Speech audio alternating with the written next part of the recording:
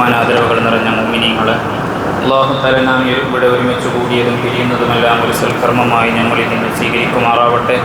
ബഹുമാനപ്പെട്ട സയ്യിദുനാ മുഹമ്മദ് റസൂലുള്ളാഹി സല്ലല്ലാഹു അലൈഹി വസല്ലമ തങ്ങളുടെ മദ്ഹ് പറയേണ്ടതും കേൾക്കേണ്ടതും അനുഭവിക്കേണ്ടതും ജീവിതത്തിൽ പ്രാവർത്തികമാക്കേണ്ടതുമായ പരിശുദ്ധമായ മാസമാണ് റബീഉൽ അവ്വൽ മാസം. അല്ലാഹു തആല അവിടത്തോടുള്ള മഹബത്ത് യഥാർത്ഥ രൂപത്തിൽ നമ്മുടെ ജീവിതത്തിൽ കാണിച്ചു കൊടുക്കാനും നമ്മുടെ ജീവിതത്തിൽ അനുഭവിക്കാനും ജീവിതത്തിൽ പ്രാവർത്തികമാക്കാനുമുള്ള തൗഫീഖ് അല്ലാഹു തആല നമുക്ക് നൽകി അനുഗ്രഹിക്കുമാറാവട്ടെ.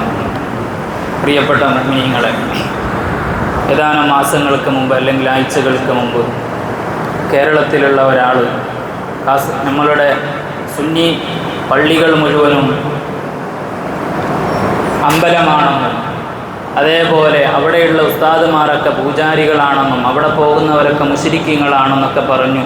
അതുമായി ബന്ധപ്പെട്ട 2-3 വിഷയങ്ങൾ നമ്മൾ 2-3 ആഴ്ചകളായി പറഞ്ഞുകൊണ്ടിരിക്കുകയാണ്. എവിടെ നിന്നാണിത് വന്നത്? ആരാണിതിന് ആദ്യമായി തുടക്കം കുറിച്ചത്? നമ്മളെക്കുറിച്ച് മുസ്ലിമീങ്ങളാണ് അല്ലെങ്കിൽ നമ്മൾ കാഫിരീങ്ങളാണ് എന്ന് പറഞ്ഞില്ലെങ്കിൽ മാത്രമേ അത്ഭുതമുള്ളൂ എന്നും ഇതിന് മുൻകഴിഞ്ഞു പോയ ബഹുമാനപ്പെട്ട സയ്യിദുനാ മുഹമ്മദ് റസൂലുള്ളാഹി സല്ലല്ലാഹു അലൈഹി വസല്ലമ തങ്ങളുടെ പുതിയാപ്പിളയാകുന്ന അലി റളിയല്ലാഹു അൻഹു അടക്കമുള്ളവരെക്കുറിച്ച് ആ കാലഘട്ടത്തിൽ മുസ്ലിമീങ്ങളാണ് എന്ന് പറഞ്ഞു വന്നിരുന്ന പ്രത്യേകം ഒരു വിഭാഗം അങ്ങനെയുള്ള സഹാബികളെപ്പോലും കാഫിറാക്കിയിട്ടുണ്ട് എന്നുള്ള വിഷയങ്ങളൊക്കെ നമ്മൾ പലപ്പോഴായി ഈ 2-3 ആഴ്ചകൾ കൂടി നമ്മൾ പറഞ്ഞതാണ്. എന്നാൽ എന്താണ് ഇവർക്ക് സംഭവിച്ചത് എന്നും കൂടി ആഴ്ച കൂടി പറഞ്ഞ് ഈ ആഴ്ചയിൽ ഇതും കൂടി പറഞ്ഞുകൊണ്ട് ഈ വിഷയം താൽക്കാലികമായി അവസാനിപ്പിക്കുകയാണ്. എന്തുകൊണ്ടാണ് ഇങ്ങനെയുള്ള ഒരു വിഷയം ഇവർ ഇങ്ങനെ പറഞ്ഞു നടക്കാനുള്ള കാരണം എന്താണ്? അല്ലെങ്കിൽ എന്തുകൊണ്ടാണ്, എവിടെ നിന്നാണ് ഇവർക്ക് വന്നത് എന്ന് നമ്മൾ ഓരോരുത്തരും ആലോചിക്കേണ്ട ഒരു വിഷയമാണ്. കാഫിറാക്കുക എന്നുള്ളത് ഇസ്ലാം ഒരിക്കലും അനുവദിക്കാത്ത ഒരു കാര്യമാണ്. നമ്മുടെ ജീവിതം ഒരാൾ അഷ്ഹദു അല്ലാ ഇലാഹ ഇല്ലല്ലാഹ് വ അന്ന മുഹമ്മദ് റസൂലുള്ളാഹ് എന്ന് പറയുന്നുണ്ട് എങ്കിൽ എത്ര വലിയ തെറ്റ് ചെയ്യുന്നവനാണെങ്കിലും അവനെ കാഫിറാക്കാൻ പാടില്ല എന്നാണ് സയ്യിദുനാ മുഹമ്മദ് റസൂലുള്ളാഹി സല്ലല്ലാഹു അലൈഹി വസല്ലമ തങ്ങൾ പറഞ്ഞത്. ബഹുമാനപ്പെട്ട സയ്യിദുനാ മുഹമ്മദ് റസൂലുള്ളാഹി സല്ലല്ലാഹു അലൈഹി വസല്ലമ തങ്ങളുടെ അതേ കാലഘട്ടത്തിൽ തന്നെ ഒരു സ്വഹാബി ഒരു യുദ്ധത്തിൽ വേറെ ഒരു മുസ്ലിമായിരുന്ന അല്ലെങ്കിൽ മുശ്രിക്കായിരുന്ന ഒരാൾ അദ്ദേഹത്തിനുമായി യുദ്ധം നടക്കാൻ ആ സമയത്ത് ഇദ്ദേഹത്തിനെ കൊല്ലാൻ വേണ്ടി ശ്രമിക്കുമ്പോൾ ആ ശ്രമിക്കുന്ന സമയത്ത് ഈ മനുഷ്യൻ പറഞ്ഞു, ഞാൻ മുസ്ലിമായിരിക്കുന്നു, അല്ലെങ്കിൽ അഷ്ഹദു അല്ലാ ഇലാഹ ഇല്ലല്ലാഹു വ അന്ന മുഹമ്മദ് റസൂലുള്ളാഹ് എന്ന് ആ മനുഷ്യൻ അപ്പോൾ പറഞ്ഞു. അപ്പോൾ തന്നെ ഈ സഹാബി ആ മനുഷ്യനെ കൊന്നു കളഞ്ഞു. അഷ്ഹദു അല്ലാ ഇലാഹ ഇല്ലല്ലാഹ് എന്ന് പറയുന്നത് കേട്ടപ്പോൾ തന്നെ ഈ മനുഷ്യനെ അദ്ദേഹം കൊന്നുകളഞ്ഞു, ഈ സ്വഹാബി. ഇത് നബി സല്ലല്ലാഹു അലൈഹി വസല്ലമ തങ്ങളോട് പോയി പറഞ്ഞപ്പോൾ മറ്റുള്ള സഹാബികൾ പറഞ്ഞപ്പോൾ നബി തങ്ങൾ ഈ സഹാബിയോട് പറഞ്ഞു, എന്തിനാ നിങ്ങൾ കൊന്നത്? കാരണം അയാൾ അഷ്ഹദു അല്ലാ ഇലാഹ ഇല്ലല്ലാഹ് എന്ന് പറഞ്ഞതല്ലേ. ഇതെല്ലാവർക്കും അറിയാം, ഈ മനുഷ്യൻ പറഞ്ഞത് ആ കൊലയിൽ നിന്ന് രക്ഷപ്പെടാനാണ്. അതുവരെ മുസ്ലിമല്ല എന്ന് പറഞ്ഞ് നടക്കുന്ന ഒരാൾ, മുസ്ലിമീങ്ങൾക്കെതിരായി നടക്കുന്ന ഒരാൾ ഒരു സെക്കൻഡ് കൊണ്ട് അദ്ദേഹത്തിന്റെ മനസ്സ് മാറുന്നില്ല. എല്ലാവർക്കും അറിയാം, നബി തങ്ങൾക്ക് അറിയാം, ഈ സഹാബിക്കും അറിയാം, കൂടെയുണ്ടായിരുന്ന എല്ലാ സഹാബികൾക്കും അറിയാം അദ്ദേഹം ആ പറഞ്ഞത് കൊലയിൽ നിന്ന് രക്ഷപ്പെടാനാണ് എന്ന്. അപ്പോൾ ഈ സഹാബി പറഞ്ഞു, ഉറപ്പല്ലേ നബിയെ, അദ്ദേഹം എൻ്റെ കൊലയിൽ നിന്ന് രക്ഷപ്പെടാനാണ് ആ ഷഹാദത്ത് കലിമ ചൊല്ലിയത് എന്ന് ഉറപ്പല്ലേ എന്ന് ചോദിച്ചപ്പോൾ ബഹുമാനപ്പെട്ട സയ്യിദുനാ മുഹമ്മദ് റസൂലുള്ളാഹി സല്ലല്ലാഹു അലൈഹി വസല്ലമ തങ്ങൾ അവിടെ നിന്ന് ചോദിക്കുകയാണല്ലയോ സഹോദരാ, നിങ്ങൾ അദ്ദേഹത്തിൻ്റെ മനസ്സങ്ങ് കീറി നോക്കിയോ? ഒരു മനുഷ്യന് നാവ് കൊണ്ട് അഷ്ഹദു അല്ലാ ഇലാഹ ഇല്ലല്ലാഹു വ അന്ന മുഹമ്മദ് റസൂലുള്ളാഹ് എന്ന് പറഞ്ഞാൽ മുത്ത് നബിക്കറിയാം അദ്ദേഹത്തിൻ്റെ മനസ്സിൽ ഈമാനുണ്ടോ ഇല്ലേ എന്ന്. സ്വഹാബികളിൽ നിന്നുള്ള പല പ്രമുഖർക്കും അറിയാം അദ്ദേഹത്തിൻ്റെ മനസ്സിൽ ഈമാനുണ്ടോ ഇല്ലേ എന്ന്. എന്നിട്ട് പോലും അല്ലാഹുവിൻ്റെ റസൂൽ പറയുന്നു, ഒരാളുടെയും മനസ്സ് കീറി നോക്കേണ്ടതില്ല. ലാഹിറായ നിലക്ക്, ബാഹ്യമായ നിലക്ക് എന്താണോ കാണുന്നത് അതുകൊണ്ട് മാത്രമേ നമ്മൾ വിധിക്കാൻ പാടുള്ളൂ എന്ന് സയ്യിദുനാ മുഹമ്മദ് റസൂലുള്ളാഹി സല്ലല്ലാഹു അലൈഹി വസല്ലമ തങ്ങൾ പറയാണ്. ഞാൻ പറഞ്ഞു വന്നത്, അപ്പം അങ്ങനെയാണ് ഇസ്ലാമിൻ്റെ കാര്യം. ഒരാളെ കാഫിറാക്കുക എന്നുള്ളത് ചെറിയ കാര്യമൊന്നുമല്ല. അതിലേക്ക് വേറെ ഒരാൾക്ക് മനസ്സ് വരിക എന്നുള്ളത് അദ്ദേഹത്തിൻ്റെ ഈമാനിൽ വലിയ തരത്തിൽ സംശയിക്കണമെന്ന കാര്യം ഏതൊരാൾക്കും ഉറപ്പുള്ള കാര്യമാണ്. അതുകൊണ്ട് കാഫിറാക്കുക എന്നുള്ള പരിപാടി ഇന്ന് വരെ ഉണ്ടായിരുന്ന ഈ വിഭാഗത്തിൽ നിന്നല്ലാതെ വേറെ ഒരു സുന്നി സംഘടനാ ലേബിളിൽ പ്രവർത്തിക്കുന്ന ഒരാളിൽ നിന്ന് പോലും ഇന്ന് വരെ ഉണ്ടായിട്ടുണ്ടാവില്ല. നമ്മളൊന്ന് ചിന്തിച്ചു നോക്ക്. കേരളത്തിലും കർണാടകയിലുമായി എത്ര സുന്നി സംഘടനകളുണ്ട്. ഇന്ന് വരെ ഏതെങ്കിലും ഒരാൾ അങ്ങോട്ടും ഇങ്ങോട്ടും ബഹുമാനിക്കുമെന്നല്ലാതെ സംഘടന വ്യത്യസ്തമാണെങ്കിൽ പോലും ഒരാൾ പോലും ആ സംഘടനയിൽ ഇന്ന നേതാവ് കാഫിറാണെന്നോ മുശ്രിക്കാണെന്നോ പറഞ്ഞില്ല. കാരണം അത്രമാത്രം ഗൗരവകരമാണ് വേറൊരാളെ കാഫിറാക്കുക എന്നുള്ളത്. വേറൊരാളെ കാഫിറാക്കിയാൽ പറഞ്ഞവനെ കാഫിറല്ലെങ്കിൽ ആ കുഫ്രിയത്ത് തിരിച്ചടിക്കുമെന്നോ സയ്യിദുനാ മുഹമ്മദ് റസൂലുള്ളാഹി സ്വല്ലല്ലാഹു അലൈഹി വസല്ലമ തങ്ങൾ പറയാം. ഞാൻ പറയുന്നത് ഇദ്ദേഹം ഈ മുഹമ്മദ് ബിൻ അബ്ദുൽ വഹാബ് എന്നയാൾ, അദ്ദേഹത്തിനെ കുറിച്ച് ചെറിയ വിഷയങ്ങളൊക്കെ നമ്മൾ കഴിഞ്ഞ ആഴ്ചയിൽ മുമ്പത്തെ ദിവസങ്ങളൊക്കെ പറഞ്ഞാണ്. അദ്ദേഹത്തിൻ്റെ ഉപ്പ നല്ല സുന്നിയായ മനുഷ്യനാണ്. അതായത് അബ്ദുൽ വഹാബ്, മുഹമ്മദ് ബിൻ അബ്ദുൽ വഹാബ് എന്ന് പറഞ്ഞാൽ അബ്ദുൽ വഹാബിൻ്റെ മകനാകുന്ന മുഹമ്മദ് എന്നാണ്. അദ്ദേഹത്തിൻ്റെ ഉപ്പയാകുന്ന അബ്ദുൽ വഹാബ് നല്ല സുന്നിയായ ഈ നജ്ദിലുണ്ടായിരുന്ന ഒരു സുന്നി ഖാളിയാണ്. ഹംബലി മദ്ഹബിൻ്റെ വലിയ ഖാളിയായ ആളായിരുന്നു. അതേപോലെ തന്നെ അദ്ദേഹത്തിന് ഒരു സഹോദരനുണ്ട്, സുലൈമാൻ എന്ന് പറയുന്ന ഒരു സഹോദരൻ. മുഹമ്മദ് ബിൻ അബ്ദുൽ വഹാബിൻ്റെ ജ്യേഷ്ഠനാകുന്ന സുലൈമാൻ ബിൻ അബ്ദുൽ വഹാബ് അദ്ദേഹം നല്ല സുന്നിയായ മനുഷ്യനായിരുന്നു. അങ്ങനെ എല്ലാവരും നാട്ടിലുണ്ടായിരുന്ന എല്ലാവരും സുന്നികളാണ്. ഇദ്ദേഹം പഠിച്ച് പല സ്ഥലങ്ങളിലും പോയി പഠിച്ചു വന്ന് അന്ന് വരെ ഉണ്ടാവാത്ത പല വാദങ്ങളും ഇബ്നു തൈമിയ എന്ന് പറയുന്ന മുൻകഴിഞ്ഞു പോയ ഒരു മുബത്തദിയായ ഒരു ഇമാമ് അല്ലെങ്കിൽ ഒരു മനുഷ്യൻ അദ്ദേഹത്തിൻ്റെ കിതാബുകളൊക്കെ നോക്കി അദ്ദേഹം പറയുന്ന കാര്യങ്ങളാണ് നമ്മൾ ശ്രദ്ധിക്കേണ്ടത്. ഈ വിഷയങ്ങൾ മുൻപ് തന്നെ നബി സല്ലല്ലാഹു അലൈഹി വസല്ലം തങ്ങൾ പറഞ്ഞതാണ് കൂടി എന്നാണ് നമ്മൾ വിശ്വസിക്കേണ്ടത്. അദ്ദേഹം പറയാം, ഞാൻ നിങ്ങളോട് തറപ്പിച്ചുറപ്പിച്ച് പറയാണ്, വഅന ഉഖ്ബിറുകും അൻ നഫ്സി വല്ലാഹി ലാ ഇലാഹ ഇല്ലാ ഹു ലഖദ് തലബ്തു ലിൽ മുഅതഖിദു മൻ അറഫനി അന്ന ലി മഅരിഫത്തുൻ വഅന ദാലികൽ വഖ്ത് ലാ അഅരിഫു മഅന ലാ ഇലാഹ ഇല്ലല്ലാഹ്. ഞാൻ നിങ്ങളോട് എന്നെക്കുറിച്ച് തറപ്പിച്ചുറപ്പിച്ച് പറയട്ടെ, ഞാൻ ഇതുവരെ ഒരുപാട് അറിവുകൾ നേടിയിട്ടുണ്ട് സുന്നി ആലിമീങ്ങളിൽ നിന്ന്, ഉപ്പയടക്കമുള്ള ആലിമീങ്ങളിൽ നിന്ന് മതം പഠിച്ചവനാണ് ഞാൻ. പക്ഷേ ഇന്ന് വരെ മതം പഠിക്കുമ്പോഴും എനിക്ക് ലാ ഇലാഹ ഇല്ലല്ലാഹ് എന്നതിൻ്റെ അർത്ഥം അറിയില്ല. ഈ സമയം വരെ എനിക്ക് ലാ ഇലാഹ ഇല്ലല്ലാഹ് എന്നതിൻ്റെ അർത്ഥം അറിയില്ലായിരുന്നു. വലാ അഅരിഫു ദീനുൽ ഇസ്ലാം, എന്താണ് ഇസ്ലാം എന്ന മതം പോലും എനിക്കറിയില്ലായിരുന്നു. ഖബല ഹാദൽ ഖൈരിൽ ലദീ മന്നല്ലാഹു ബിഹി, അല്ലാഹു തആല എനിക്ക് വ്യത്യസ്തമായ ഒരു കഴിവ് ഇപ്പോൾ തന്നിരിക്കുന്നു. ആ കഴിവ് എനിക്ക് തരുന്നത് വരെ ദീനുൽ ഇസ്ലാം എന്താണെന്ന് എനിക്കറിയില്ല. ലാ ഇലാഹ ഇല്ലല്ലാഹ് എന്നതിൻ്റെ കൃത്യമായ അർത്ഥം എന്താണെന്ന് പോലും എനിക്കറിയില്ല. എന്താണ് അദ്ദേഹത്തിന് അല്ലാഹു തആല കൊടുത്തു എന്ന് പറയുന്ന കഴിവെന്നറിയോ? ലോകത്തിന് വരെ ഉണ്ടായിരുന്ന മുഴുവൻ ആലിമീങ്ങള്, മുഴുവൻ ഇമാമീങ്ങള്, അന്ന് വരെ നജ്ദിലുണ്ടായിരുന്ന ആ സമയം വരെ അപ്പോഴും ഇപ്പോഴും നജ്ദിലുണ്ടായിക്കൊണ്ടിരിക്കുന്ന മുഴുവൻ മദ്ഹബിൻ്റെ ഇമാമീങ്ങളുണ്ടല്ലോ, അവർ മുഴുവനും കാഫിരീങ്ങളാണ്, അവർ മുഴുവനും മുശ്രിക്കീങ്ങളാണ്. ഇന്ന് വരെ ഞാനിത് പറയുന്നത് വരെ ലോകത്ത് ഒരാൾ പോലും അതുമായി ബന്ധപ്പെട്ട വിഷയങ്ങൾ സംസാരിച്ചിട്ടില്ല എന്ന് അദ്ദേഹം പറയാണ്. അന്ന് വരെ ഉണ്ടായിരുന്നത് മുഴുവൻ പേരും മുശ്രിക്കീങ്ങളാണെന്ന്. എന്നിട്ട് പറയുന്നു, ഫമൻ സഅമ മിനൽ ഉലമാഇൽ ആരിലി അന്നഹു അറഫ മഅന ലാ ഇലാഹ ഇല്ലല്ലാഹ്. ഇനി ഏതെങ്കിലും ഒരാൾ, ഞാനല്ലാത്ത വേറെ ഒരാൾ വന്ന് പറയാണ്, നിങ്ങൾ പറയും പോലെയൊന്നുമല്ല, എല്ലാവർക്കും ലാ ഇലാഹ ഇല്ലല്ലാഹിന്റെ അർത്ഥം അറിയാം, എന്താണ് ദീനുൽ ഇസ്ലാം എന്നറിയാം. അത് ഇത് കഴിഞ്ഞ് മുൻകഴിഞ്ഞു പോയ മുൻഗാമികൾ ഇമാമികൾ മുഴുവൻ പേരും പറഞ്ഞു തന്നതാണ്.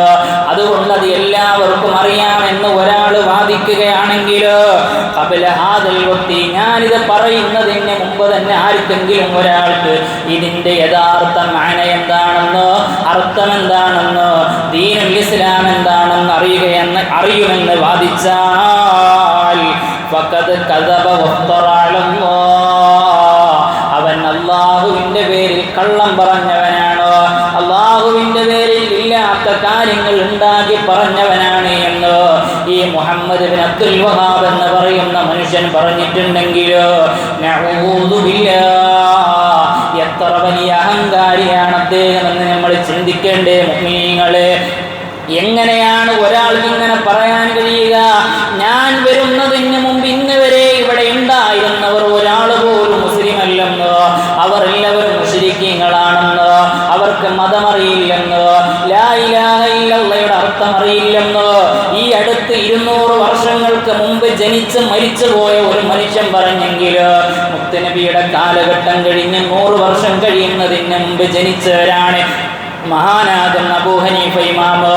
അതിനുശേഷം അതേ അടുത്ത കാലത്ത് വന്നയാളാണ് ഷാഫി ഇമാമ്. അതേ അടുത്ത കാലം വന്നയാളാണ് ഹംബലി ഇമാമ്. അങ്ങനെ മുൻകഴിഞ്ഞു പോയ ഇമാമിങ്ങൾ മുഴുവനും അവർക്കൊരാൾക്ക് പോലും അറിയാത്ത മതം, അവർക്കൊരാൾക്ക് പോലും മനസ്സിലാവാത്ത ലാ ഇലാഹ ഇല്ലല്ലാഹയുടെ അർത്ഥം ഒരാൾ പറയുന്നുണ്ടെങ്കിലോ, അതെനിക്ക് മനസ്സിലായി എന്ന് ഒരാൾ വാദിക്കുന്നുണ്ടെങ്കിലോ, അവനാണ് ഏറ്റവും വലിയ കള്ളനെ എന്നോ, അവനാണ് ഏറ്റവും കൂടുതലായ അല്ലാഹുവിന്റെ പേരിൽ കളവ് പ്രചരിപ്പിക്കുന്നവനെയെന്നോ ലോകത്തുള്ള മുഴുവൻ മുസ്ലിമീങ്ങളും മനസ്സിലാക്കില്ലേ മുഅ്മിനീങ്ങളെ? അങ്ങനെയല്ലേ നമ്മൾ ഓരോരുത്തരും മനസ്സിലാക്കേണ്ടത്? ഈ 200 വർഷങ്ങൾക്ക് മുമ്പ് ജനിച്ചു പോയ ഒരു മനുഷ്യൻ പറയാണ്, എനിക്ക് മുമ്പ് ആരെങ്കിലും ഒരാൾ ലാ ഇലാഹ ഇല്ലല്ലാഹ് എന്നതിൻ്റെ അർത്ഥം അറിയുമെന്ന് പറഞ്ഞാൽ അവൻ കളവ് പറയുന്നവനാണ് എന്ന് നമ്മൾ ചിന്തിക്കേണ്ടേ? ആ അദ്ദേഹത്തിൻ്റെ അനുയായികളാണ്, അദ്ദേഹം ഒരു സംഭവമാണ് എന്ന് പറഞ്ഞ് നടക്കുന്നയാളാണ് ഇന്ന് നമ്മുടെ നാട്ടിലുണ്ടാകുന്ന ഏകദേശം നല്ല ഭൂരിഭാഗം മുഖ്തദീങ്ങളും അദ്ദേഹത്തിൻ്റെ ആൾക്കാരാണ്. അദ്ദേഹം ഒരു സംഭവമാണെന്ന് പറഞ്ഞ് നടക്കുന്ന ആളാണ്. മദീനയും മക്കയും അടക്കമുള്ള സൗദി അറേബ്യ ഭരിക്കുന്നത് അവരാണ്. അതുകൊണ്ട് ആ നാടിനിക്ക് പ്രത്യേകത ഇല്ല എന്നൊന്നല്ല, ആ പ്രത്യേകത എല്ലാം ഉള്ളത് തന്നെയാണ്. അല്ലാഹു തആല അവരുടെ കയ്യിൽ കൊടുത്തു അതിൻ്റെ അധികാരം. ആ നാടിനിക്കുള്ള എല്ലാ ബഹുമാനാദരവുകളുണ്ട്. അവിടെ അതുണ്ടോ ഇതുണ്ടോ എന്നൊന്നും നമ്മൾ നോക്കേണ്ട. കഴിഞ്ഞ ആഴ്ച വർഷങ്ങൾക്ക് മുമ്പ് ഏകദേശം 400-500 വർഷങ്ങൾക്ക് മുമ്പുണ്ടായിരുന്ന ഒരു മഹാന്റെ ഒരു താരീഖ് ഗ്രന്ഥത്തിൽ നിന്ന് ഞാൻ ഉദ്ധരിച്ചതാണ്, പറഞ്ഞതാണ്. ആ നബി തങ്ങളുടെ കാലഘട്ടത്തിൽ അല്ലെങ്കിൽ അതിനോടടുത്ത അദ്ദേഹം ജീവിച്ചിരുന്ന കാലഘട്ടത്തിൽ നബി തങ്ങളുടെ ആ നാടിനാകുന്ന മദീനയിലും മക്കയിലുമെല്ലാം മീലാദുമായി ബന്ധപ്പെട്ട എല്ലാ വിഷയങ്ങളും ഉണ്ടായിരുന്നു എന്ന് ഞാൻ പറഞ്ഞതാണ്. ഇനി ഒറ്റ ഒരു ഹദീസും കൂടി പറഞ്ഞുകൊണ്ട് ഞാൻ നിർത്തുകയാണ്. എന്താണ് ഇവർ ഈ പറയുന്നത്? അള്ളാഹുവിൻ്റെ റസൂൽ പറഞ്ഞ വിഷയങ്ങൾ അതുപോലെ നമ്മളുടെ ജീവിതത്തിൽ ഇന്ന് കാണാൻ പറ്റുന്നത് ഏറ്റവും കൂടുതൽ ഇവരിലാണ്. ബഹുമാനപ്പെട്ട സയ്യിദുനാ മുഹമ്മദുർ റസൂലുള്ളാഹി അഷ്റഫുൽ ഖൽഖ് നബി സയ്യിദുനാ മുഹമ്മദുർ റസൂലുള്ളാഹി സല്ലല്ലാഹു അലൈഹി വസല്ലമ തങ്ങൾ പറയാണ്, യകൂനു ഫി ആഖിരിസ് സമാൻ, അവസാന കാലഘട്ടമാകുമ്പോൾ ഒരാൾ വരാനുണ്ട്, അല്ലെങ്കിൽ ഒരു വിഭാഗം വരാനുണ്ട്. ഷാഫി ഇമാമിൻ്റെ, അബൂ ഹനീഫ ഇമാമിൻ്റെ, മാലിക് ഇമാമിൻ്റെ, ഹംബലി ഇമാമിൻ്റെ കാലഘട്ടത്തിലല്ല, അവസാന കാലഘട്ടം ഒരു വിഭാഗം വരാനുണ്ട്. എന്താണ് അവർക്കുള്ളതെന്നറിയുമോ? ദജ്ജാലൂന കദ്ദാബൂൻ, അവൾ മറ്റുള്ളവരെ കബളിപ്പിക്കുന്നവരാണ്, നന്നായി കളവ് പറയുന്നവരാണ്. അങ്ങനെയാണ് അവരെങ്കിലും എന്താണ് അവർക്കുള്ള പ്രത്യേകതകളോ?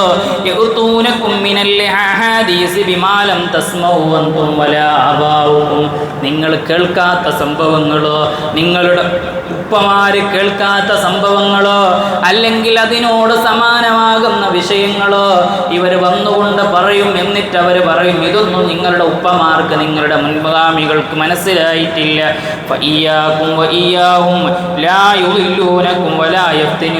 നിങ്ങൾ അവരെ സൂക്ഷിക്കണം.